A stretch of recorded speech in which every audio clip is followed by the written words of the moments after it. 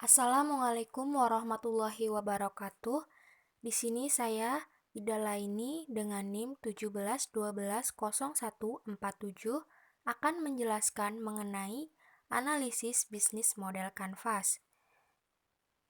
Pada elemen yang pertama di dalam bisnis model kanvas itu terdapat elemen revenue stream, di mana revenue stream merupakan elemen yang membahas mengenai pemasukan yang dapat diukur dalam bentuk uang yang diterima perusahaan atau organisasi yang diperoleh dari pelanggannya.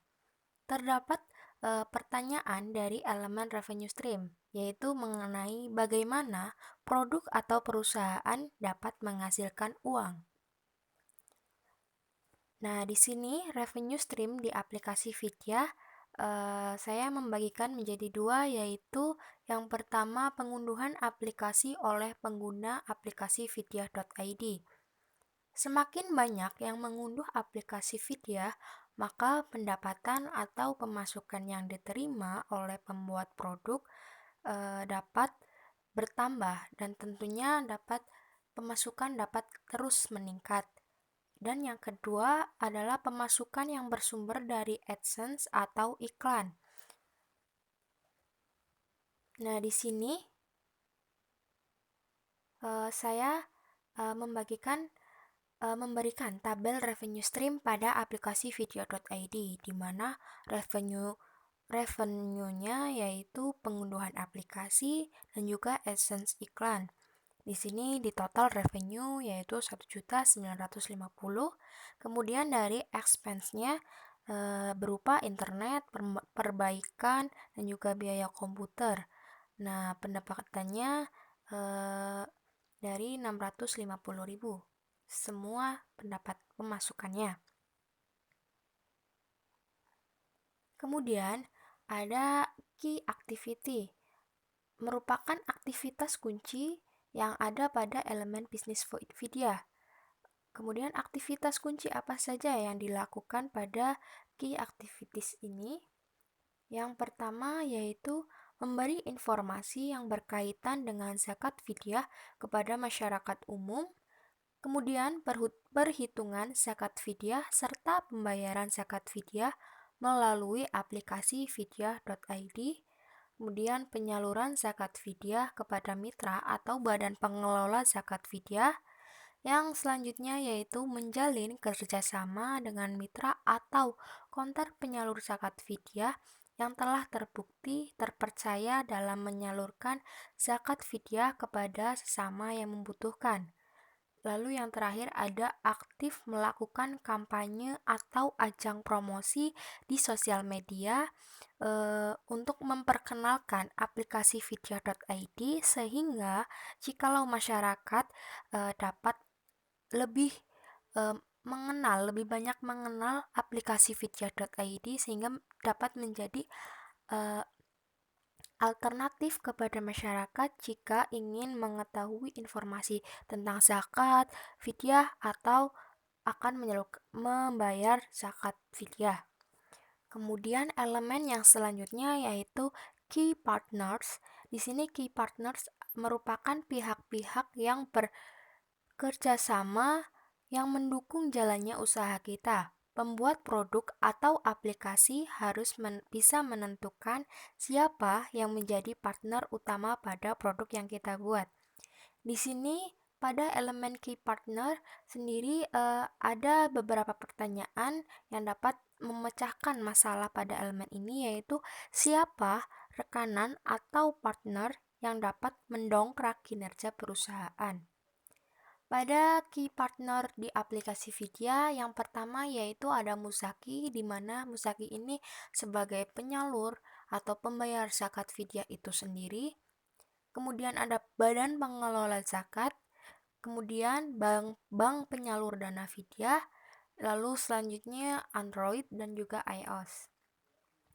Kemudian key resource merupakan sumber daya yang harus dipenuhi atau yang harus kita miliki untuk melakukan aktivitas utama pada aplikasi vidya.id. Di dalam key resource sendiri terdapat beberapa pertanyaan mengenai sumber daya apa saja sih yang diperlukan agar perusahaan dapat berjalan.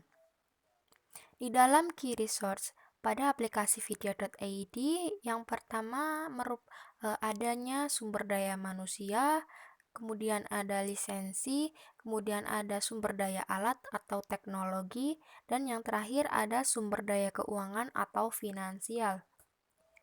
Kemudian elemen selanjutnya yaitu cost struktur.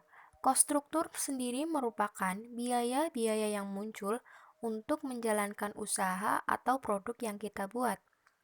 Di elemen cost struktur ini, biaya apa saja yang dikeluarkan untuk menjalankan sebuah bisnis.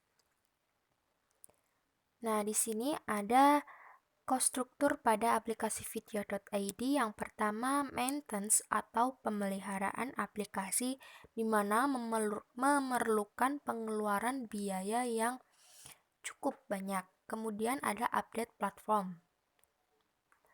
Lalu selanjutnya saya membuat template atau rancangan dari bisnis model canvas. Yang pertama dari value proposition, di mana yang pertama di sini ada aplikasi mobile, kemudian tampilan aplikasi, fitur lengkap, membayar video lewat aplikasi mobile, dan juga kerjasama dengan badan pengelola zakat. Selanjutnya ada customer segments. Customer segments di sini adalah masyarakat umum dari remaja, dewasa, serta lansia. Kemudian ada channel. Di sini promosi aplikasi lewat media massa ataupun media sosial, bisa berupa Twitter, Facebook, atau Instagram. Kemudian pemasangan di Play Store. Kemudian person to person atau sosialisasi secara langsung mengenai aplikasi video.id. Yang selanjutnya yaitu customer relationship, di mana akses lebih mudah dimanapun. Kemudian tidak banyak iklan, sehingga masyarakat tidak terganggu jika mengakses aplikasi video, karena ada beberapa iklan tetapi tidak sesering mungkin iklan itu muncul. Kemudian ada banyak promo yang menarik. Kemudian adanya layanan customer care 24 jam, itu berfungsi jikalau masyarakat atau pengguna menemukan gangguan atau kesulitan dalam menggunakan aplikasi video.id. Kemudian tampilan menu yang menarik. Kemudian ada key activity, yaitu diantaranya ada informasi zakat fidyah, kemudian perhitungan dan pembayaran zakat fidyah, kerjasama dengan bank dan badan pengelola zakat, kemudian promosi dan sosialisasi aplikasi. Yang selanjutnya ada key resource atau sumber daya kunci, yaitu sumber daya manusia, sumber daya alat atau teknologi, finansial atau sumber daya keuangan, dan juga yang terakhir lisensi. Kemudian ada key partners. Di sini key partnernya ada Badan Pengelola Zakat, Bank Penyalur Zakat Fidyah, dan juga Google Play Store.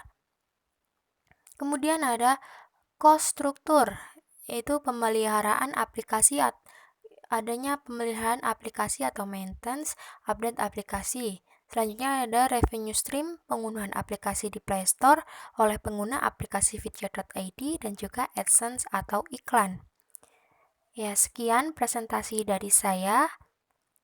Apabila banyak kekurangan, saya mohon maaf. Wabillahi taufiq wal hidayah. Wassalamualaikum warahmatullahi wabarakatuh.